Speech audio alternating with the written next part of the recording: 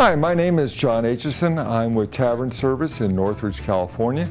And today I'd like to talk about serving 2 or 3 beers at one time out of a standard home kegerator. It's quite easy to do. You basically just have to make a few changes both in your CO2 line and in your beer line. If you have a 3-inch tower already, such as one like this, it's very easy.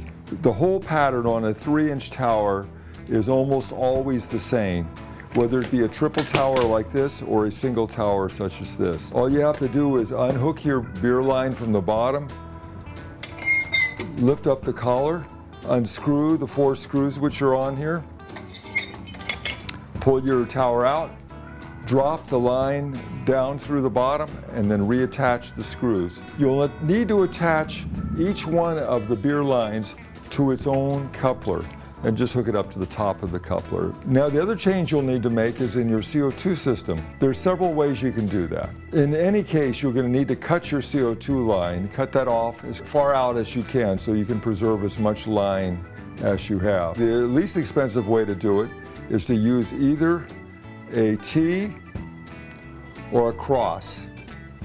And what will happen is the CO2 tank or line will run to one side of the T or cross, and then there will be separate CO2 lines running to each of the side of the coupler. Another possible way of doing the same thing is with an air switch. You would run your CO2 line to the side of the air switch and then run separate CO2 lines to each of your kegs. And these are very adjustable. You can get air switches with 2 or 3 or whatever you may want to do.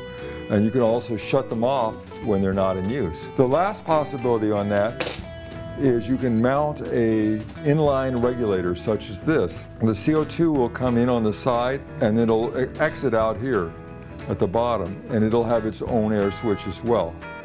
The purpose behind this is if you're running 2 very separate types of beer, such as German Hefeweizen and an English bitter that run at very different pressures, you pretty much would have to do that. One thing you can do if you're tight on space is you can put your CO2 tank outside of your cooler. It doesn't need to be refrigerated. Just make sure that when you drill the hole for that line is that you do not drill through any of your refrigeration lines.